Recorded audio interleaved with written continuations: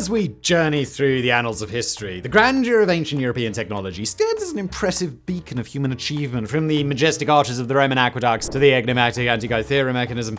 The period is absolutely filled with advanced technology that captivates the imagination, but as interesting as European examples are, they have been exhaustively discussed by both academic and popular historians alike, and as a result, they've overshadowed some amazing technology from elsewhere. And today, we're going to right that wrong by bringing you stories of 5 amazing pieces of technology from arguably the world's most advanced ancient state, China. Just before we get into today's video, I do want to say that it is brought to you by Ridge, the brand that's redefining the way that you carry your essentials. They've got some seriously cool gear. Right here, this is the Ridge wallet, and it's the last wallet you'll ever need. It's sleek, it's slim, it holds up to 12 cards. I've got 2 in there, plus my ID, because I don't need 12 cards. It's like 6 credit cards, library card, ID. What do you need? 12 cards is a lot. I'm sure some people have it. Plus cash on the back that you just clip in using this easy thing here. Say goodbye to your bulky old dad wallet. It's like going from carrying a brick to carrying a feather. And with over 30 styles to choose from, this one is burnt titanium.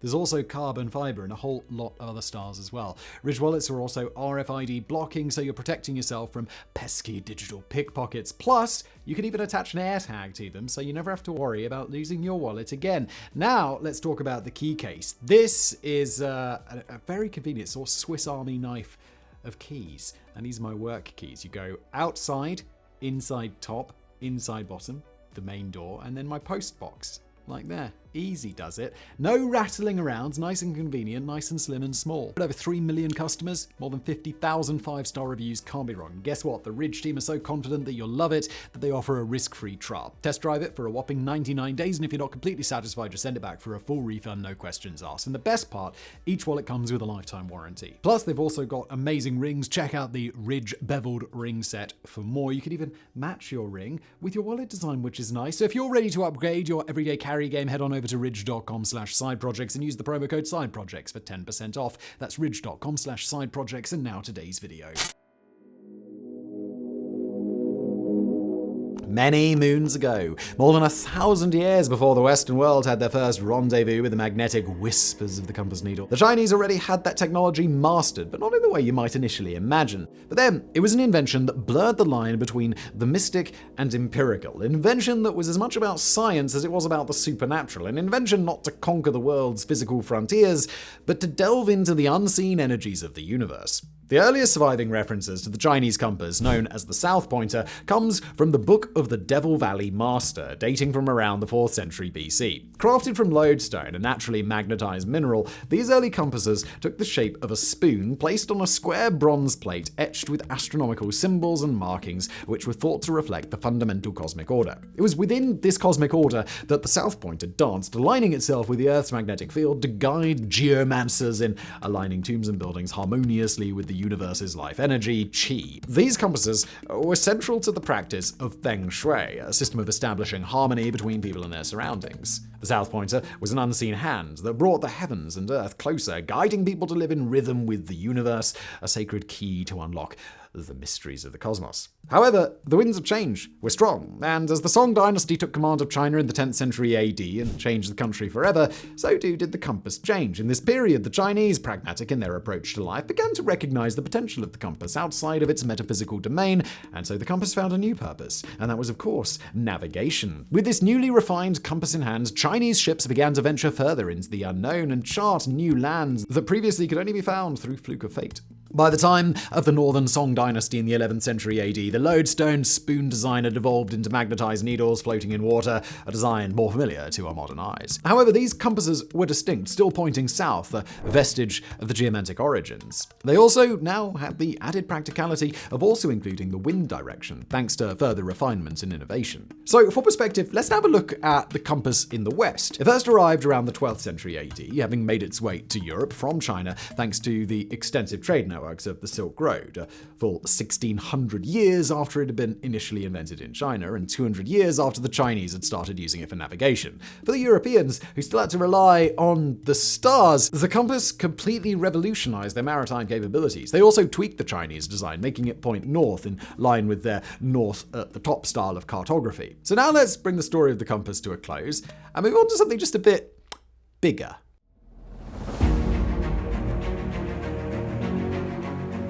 So there are a few things as important to a civilization as water. It is a most essential facet of survival, and without it, life, never mind civilization, would be extinguished before it could even take root. Now, it's no secret that ancient Europe was no stranger to advanced irrigation, as the many Roman aqueducts that littered the continent attest to. But for the Chinese, their irrigation works were just a tad grander, as exemplified by the Grand Dujiangan irrigation system. This system dates back to 256 BC, during the Warring States period, when Li Bing, the governor of the Qing state, was presented with a daunting task: to tame the capricious Min River. The waters had a nasty tendency to flood, decimating crops, homes, and lives. A man of unprecedented foresight and intellect, Li Bing decided that to address the challenge, the river itself would have to be remolded. The resulting irrigation system comprised a network of levees, an artificial island that functioned as a colossal water splitter, and a diversion canal. Together, these components harnessed the river's force, gently guiding it through a labyrinth of irrigation channels and breathing life into the fertile Chengdu plains. The result? The river was pacified, the floods were ousted, and prosperity flowed through the region. More impressive still, the system is still fully functional to this day and continues to nourish a staggering 668,700 hectares of land, a living, breathing testament to ancient China's mastery of water.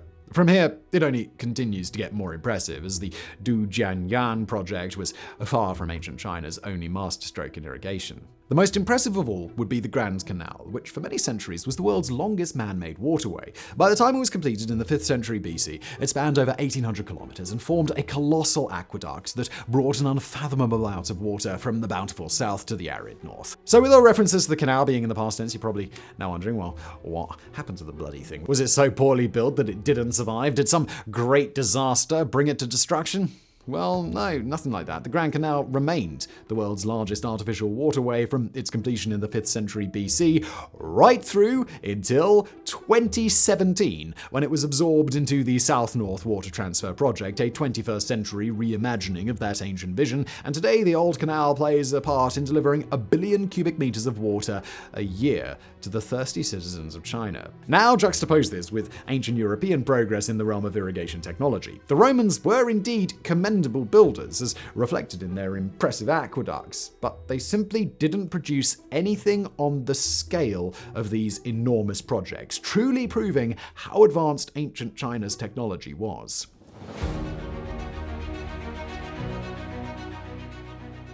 European seismographs can date their history back to 1703, when French physicist Jean de Hautefeuille invented a device which used a mercury-filled bowl that spilled into one of 8 equally distanced receivers to warn of an impending earthquake. Certainly, this was a most impressive invention, but what is becoming something of a trend in today's video? A Chinese inventor beat him to the post by over 1,000 years. The Chinese inventor in question was Zhang Heng. A certified polymath, Zhang was a scholar, inventor, mathematician, poet, artist, and astronomer of the Han Dynasty. A busy boy. It's unclear exactly when he invented his seismoscope, but we do know that he presented it to the imperial court in 132 AD, a full 1,571 years before Hautefeuille's example. It was a peculiar-looking device, reminiscent of a giant bronze vessel about 6 feet in diameter. Perched atop it were 8 evenly spaced dragon heads, marking the primary compass directions. Each dragon clutched a bronze ball in its mouth, and beneath them sat 8 corresponding bronze toads with gaping mouths ready to catch balls, and when an earthquake struck, even hundreds of miles away, it sprang into action. The ground's tremors would propagate throughout the device, causing one of the dragon's mouths to open and release its bronze ball into the toad's mouth below.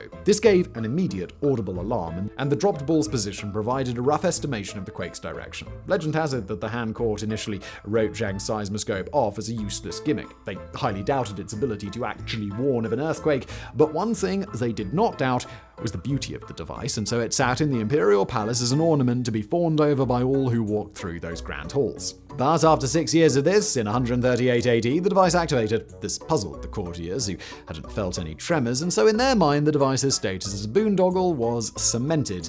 Well, for a few days anyway, because soon after, an exhausted messenger arrived with news of a catastrophic earthquake in Longji. The court was astounded, and once they'd peeled the egg off their faces, they had no more doubts about the reliability of the seismoscope. Despite its historical prominence, the inner workings of Zhang Heng's seismoscope remain shrouded in mystery.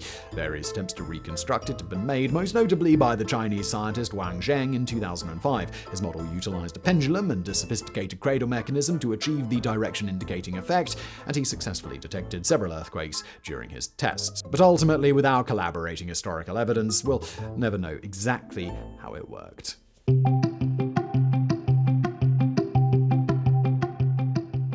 So, as we continue to traverse the rich offerings of ancient Chinese technology, we're inevitably drawn towards an invention that at first glance appears just rather humble. Yet this unassuming invention has become an irreplaceable cornerstone of human civilization. We speak, of course, of paper. It's perhaps not the first thing that springs to mind when contemplating the realm of advanced technology, but nonetheless, the creation of paper is exceptionally important, as it facilitated a litany of later technological advancements, the low cost of paper leading to the mass production and portability of written information, which in turn led to the explosion of literature, science, and the arts, shaping the intellectual landscape of societies. It also led to the subsequent development of printing in the Tang dynasty, which in turn meant that information could be duplicated and distributed on an unprecedented scale, ultimately leading to the Renaissance and the Enlightenment in the West. So, it all began nearly 2,000 years ago, amidst the illustrious era of the Han Dynasty and under the enlightened reign of Emperor Wu. Within the emperor's court served Kai Lan, a eunuch who was a highly skilled artisan. Kai Lan was assigned the formidable task of finding a practical alternative to the existing unwieldy materials used for writing, namely bones, bamboo sips, and silk. Despite their functional utility, these materials were far from ideal. They were either excessively heavy, exorbitantly expensive, or necessitated an undue amount of labor to produce and inscribe. Apparently undaunted by the magnitude of the challenge, Kai Lan embarked on a journey of relentless experimentation, with his perseverance finally bearing fruit in 105 AD when he introduced a groundbreaking solution to the emperor. His invention was a thin, lightweight, pliable, and affordable sheet crafted from macerated plant fibers. The process Kai Lan devised was ingenious. He soaked discarded linen rags, hemp bark from mulberry trees, and fishing nets in water until they decomposed into fibers. These fibers were then mashed into a pulp, evenly spread on a flat porous surface and left to dry. The end result was a revolutionary new material. That's of course paper. The emergence of paper ushered in a revolution in communication. It drastically reduced the cost of producing writing materials, thereby rendering them accessible to a wider demographic. It facilitated the evolution of sophisticated documentation systems, enabling the recording of historical events, the creation of scientific texts, and the birth of accessible literature. Paper acted as a catalyst, accelerating the dispersion of knowledge and easing the administration of the extensive Chinese empire. In simple terms, paper was an absolute game changer, and furthermore, ancient Chinese artisans displayed unparalleled innovation in creating unique types of paper tailored for specific applications. Durable hemp paper, which was perfect for creating books, delicate rice paper designed for artistic endeavors, and tea paper explicitly used for wrapping the much revered tea leaves. The degree of specialization highlighted the Chinese commitment to craftsmanship and their deep understanding of the versatile applications of paper. It's also worth noting that while traditional wisdom credits Kai Lan with the invention of paper, recent archaeological findings suggest that the technique may actually predate his time. Ancient paper fragments discovered in locations like Fan Madan, Danhuang, and Yumen indicate rudimentary papermaking existed as early as 179 to 141 BC. However, these early innovations did not permeate society as Kai Lan's did, meaning he was unaware of these prior developments. Therefore, Kai Lan's method, which was embraced, celebrated, and recorded, became the enduring basis of all future papermaking. So, therefore, despite the obscured chronology, Kai Lan is hailed as the inventor of paper, both by the ancient Chinese and ourselves in the modern day. As for Europe, papermaking was introduced around the 11th century, nearly a full 1,000 years after its invention in China, having found its way to the continent along the Silk Road. Initially, the production of paper was a laborious process, and its spread was slow, but with the advent of water-powered paper mills during the 13th century, the scale of production grew significantly, and by the 15th century, Europe had finally caught up with ancient China.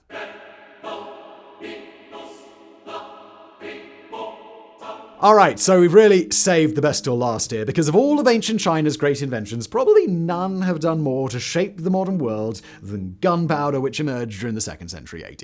Gunpowder's emergence was born not from the strategic thinking of military minds, but from the pursuits of ancient alchemists exploring the mysteries of nature. Ultimately, we don't know for sure who invented gunpowder, but it is typically attributed to Wei Boyang, a writer and Taoist alchemist of the Han Dynasty who is often dubbed the father of alchemy, who scribes the earliest known reference to gunpowder in 142 AD. His work describes a 3-part composite substance that would fly and dance with violent enthusiasm. Historians and scientists alike have come to the consensus that this is an early, more primitive form of what we now know as gunpowder.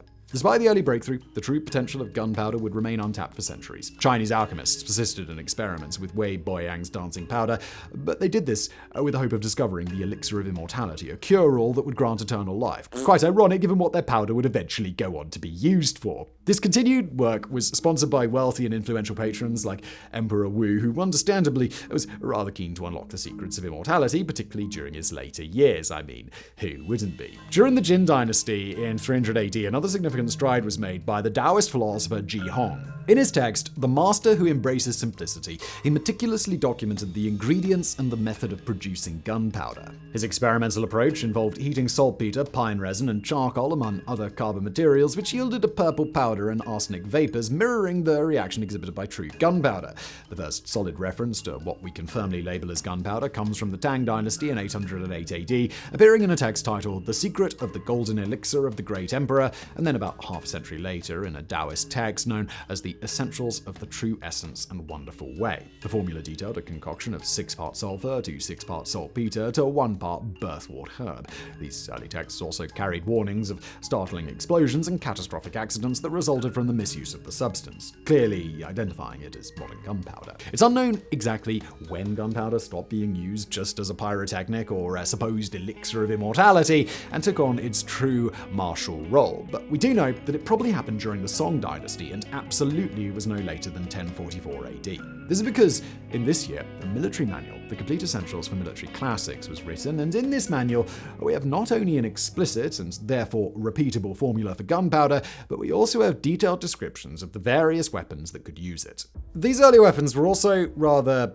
different than what we might expect or imagine when we think of early gunpowder weapons. Take, for instance, the swallowtail incendiary, fashioned from straw bound together and slathered in fat or oil. When a city was under siege, defending soldiers would ignite this incendiary, lowering it into the enemy's wooden structures, setting them ablaze. Its airborne counterpart, the flying incendiary, was similar in design, but was launched from within the city walls, descending onto the enemy by an iron chain. Then there were the incendiary bombs and grenades. The fireball was loaded with gunpowder and launched using a trebuchet. Upon impact, it would ignite, creating a raging inferno within the enemy's ranks. More explosive variants, like the thunderclap bomb, contained a higher percentage of gunpowder encased in a rigid bamboo container, which trapped the expanding gas, creating a more potent explosion. But the most notable of all of these gunpowder weapons was the fire lance, a bamboo tube on the end of a wooden stick, which was loaded with lumps of metal and stone, and then used its gunpowder to propel those lumps into the enemy.